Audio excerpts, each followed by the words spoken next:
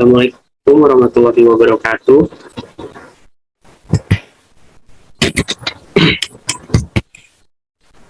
Kenalkan, kami dari kelompok 8B yang beranggotakan Maulana Ihsan Yazid, Arif Rahman Dilah, Fitri Khairunisa, Citra Amalia Yadlul Jannah, dan saya sendiri, Fatul Fujang Islami.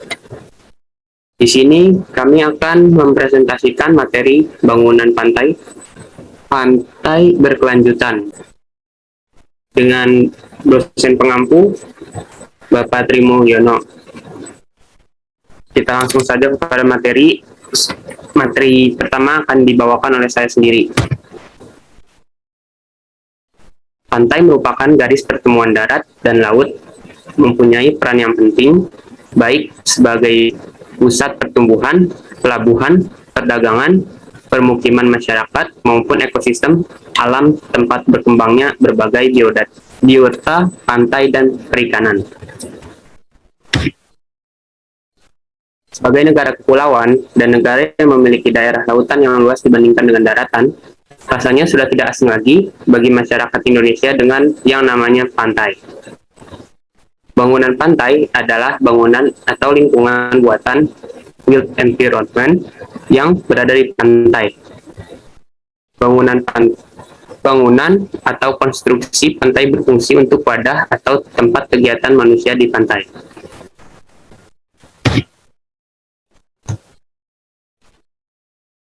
Sustainable tourism atau pariwisata berkelanjutan adalah pariwisata yang berkembang sangat pesat, termasuk pertambahan arus kapasitas akomodasi populasi lokal dan lingkungan, di mana perkembangan pariwisata dan investasi baru dalam sektor pariwisata seharusnya tidak membawa dampak buruk dan dapat menyatu dengan lingkungan jika kita memaksimalkan dampak yang positif dan meminimalkan dampak negatif.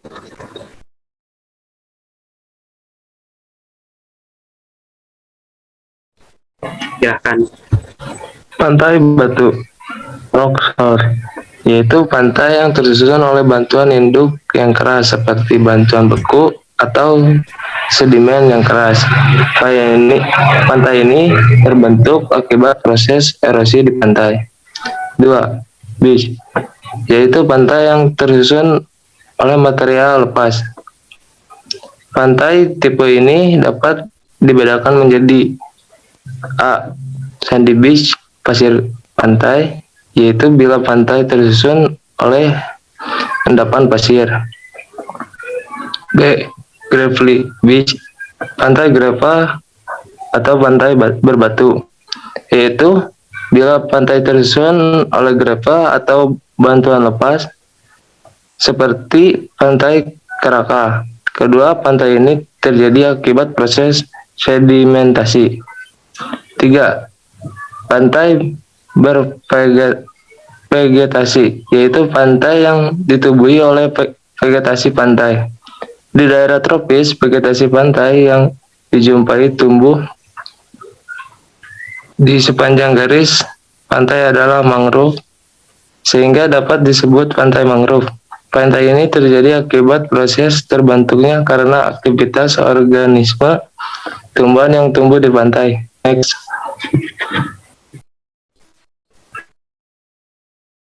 Konstruksi bangunan pantai.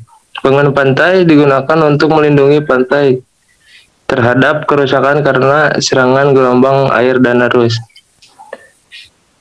Dan beberapa cara yang dapat dilakukan untuk melindungi pantai yaitu 1. Memperkuat pantai atau melindungi pantai agar mampu menahan kerusakan karena serangan gelombang. 2. Mengubah laju transport sedimen sepanjang pantai. 3. Mengurangi energi gelombang yang sampai ke pantai. 4. Reklamasi dengan menambah suplai sedimen ke pantai atau dengan cara lain. Next. Sesuai dengan fungsinya, bangunan pantai dapat diklasifikasikan dalam 3 kelompok, yaitu 1. Konstruksi yang dibangun di pantai dan sejajar garis pantai. 2. konstruksi yang dibangun di kira-kira tegak lurus pantai. 3. Konstruksi yang dibangun di lepas pantai dan kira-kira sejajar garis pantai.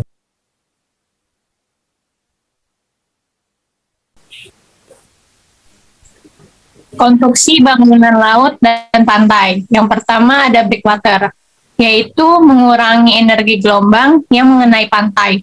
Pengurangan tenaga gelombang yang menghantam pantai dapat dilakukan dengan membuat bangunan pemecah gelombang yang sejajar pantai atau offshore breakwater.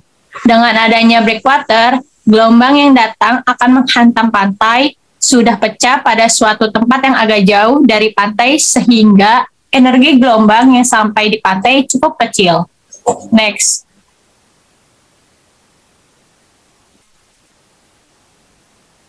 Yang kedua ada groin. Mengubah laju angkutan sedimen sejajar dengan pantai. Bangunan yang digunakan adalah groin yang dibangun tegak lurus garis pantai. Efektivitas suatu groin dalam mengatur angkutan pasir sepanjang pantai sangat bergantung pada tinggi, panjang, dan jarak groin tersebut. Kelemahan sistem groin adalah terjadinya erosi di bagian hilir atau downdrift groin, sehingga untuk melindungi pantai secara menyeluruh harus dipertimbangkan sejauh mana garis pantai harus dipasang groin tersebut. Next. Yang ketiga ada revetment, memperkuat tebing pantai. Konstruksi perkuatan tebing pantai ini berfungsi untuk melindungi tanah atau bangunan di belakang dinding atau revetment tersebut dari gempuran gelombang sehingga tanah tidak tererosi. Revetment ini digunakan untuk perlindungan terhadap gelombang yang relatif kecil. Kelemahan dari bangunan ini adalah kemungkinan terjadinya penggerusan yang cukup dalam di kaki bangunan.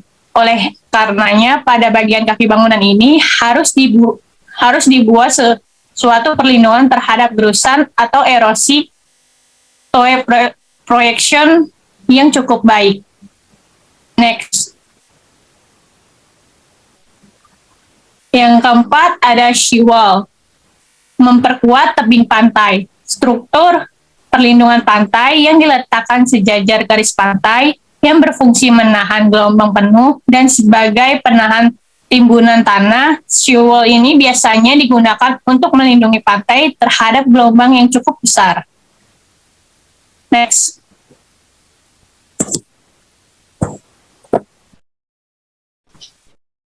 Selanjutnya yang kelima ada bulkhead atau memperkuat tebing pantai. Bulkhead atau turap baja adalah struktur perlindungan pantai yang diletakkan sejajar garis pantai yang berfungsi untuk melindungi tanah dari gempuran gelombang, juga melindungi terjadinya kelongsoran atau sliding tanah, terutama tanah hasil reklamasi. Bangunan ini digunakan untuk perlindungan terhadap gelombang yang sedang.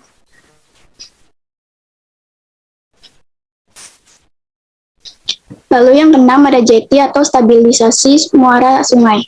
Jetty adalah bangunan pelindung pantai yang diletakkan tegak lurus garis pantai.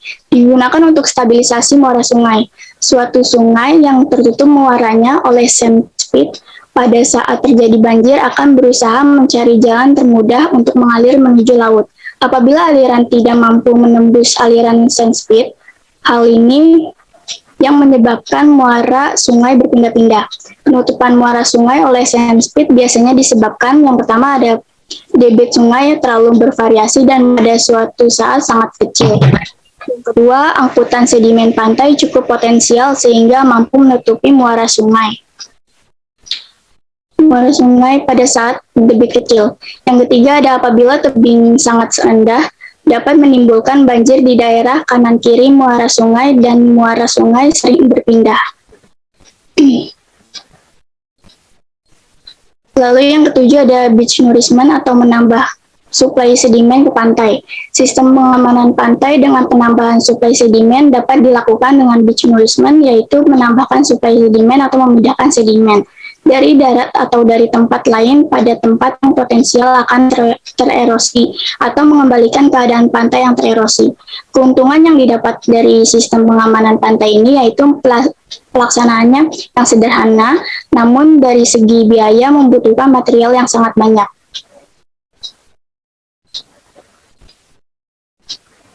Lalu yang kedelapan ada reboisasi atau melakukan penghijauan daerah pantai. Reboisasi merupakan cara alami untuk pengamanan daerah pantai.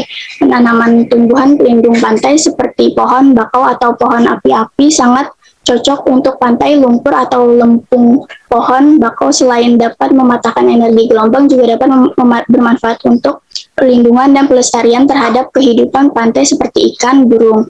Lalu dapat membantu mempercepat pertumbuhan pantai. Lalu sebagai daerah buffer zone yang dapat berfungsi sebagai daerah produksi oksigen.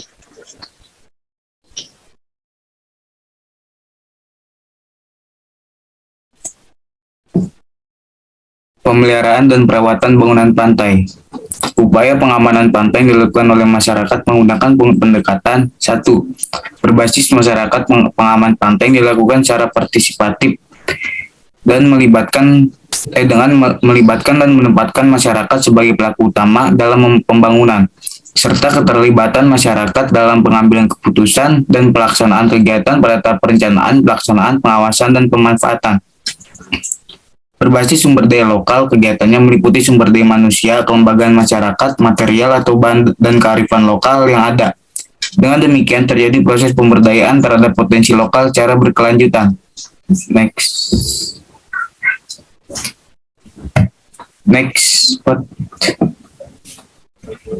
Pantai berkelanjutan. Pantai berkelanjutan merupakan aspek yang sangat penting dalam mendukung keberlanjutan suatu sumber daya. Jika suatu sumber daya mengalami kerusakan, maka patut diduga aspek kelembagaan ini mengalami masalah. Hal ini mengindikasikan status keberlanjutan masuk pada kategori kurang berkelanjutan. Next. Prinsip-prinsip pengembangan pariwisata pesisir yang berkelanjutan. Prinsip keseimbangan pengelolaan pariwisata harus didasarkan pada komitmen pola keseimbangan antara pembangunan, ekonomi, sosial, budaya, dan konservasi. Prinsip partisipasi masyarakat melibatkan masyarakat dalam pengelolaan usaha pariwisata. Prinsip konservasi memiliki kepedulian, tanggung jawab, dan komitmen terhadap pelestarian lingkungan, alam, dan budaya. Prinsip keterpaduan pengelolaan memperhatikan kondisi ekosistem dan disinergikan dengan pembangunan berbagai sektor. Prinsip penegakan hukum pengelolaan pariwisata harus dikembangkan sesuai dengan aturan-aturan yang ada. Next.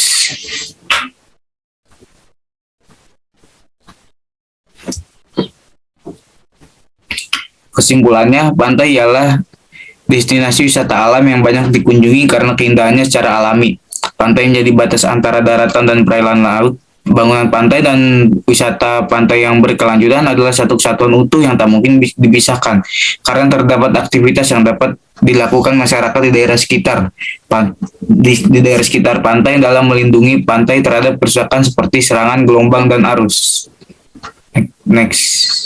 Itu saja dari kelompok kami, kurang lebihnya mohon maaf. Barangkali jika ada yang ingin bertanya, silahkan untuk bertanya.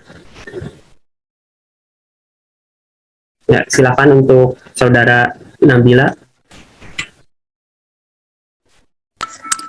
Saya Nabila Farahaisa dari kelompok 1B ingin bertanya mengapa perlu dilaksanakannya pemberdayaan komunitas pesisir dan lautan. Sekian, terima kasih. Ya, sama-sama. Untuk saudara Anissa, silakan. Saya Anissa Nurliza dari kelompok MB ingin bertanya, ketika pembangunan pantai, apakah tanaman mangrove bakal ditebang?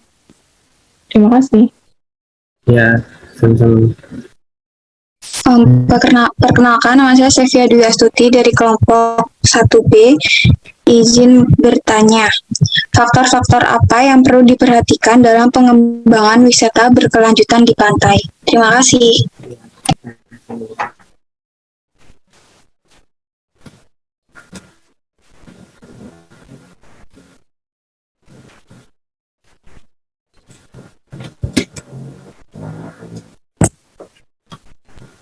Di sini saya akan menjawab pertanyaan dari Sevia. Faktor yang perlu diperhatikan dalam pembangunan wisata berkelanjutan di pantai. 1.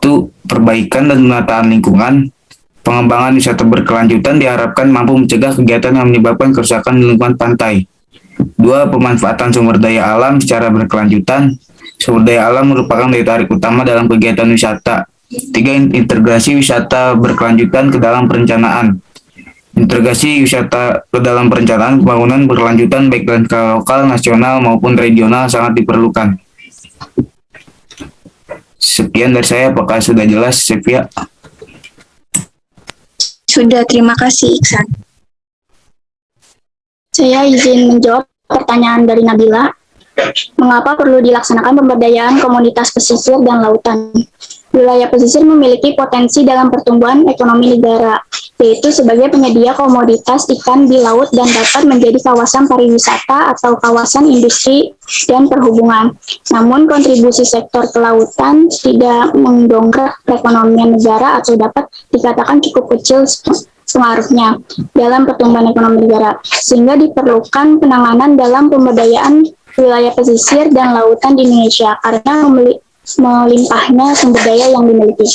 Apakah sudah cukup, Nabila? Iya, sudah cukup, Citra. Terima kasih. Sama-sama. Saya izin menjawab pertanyaan Anissa tadi.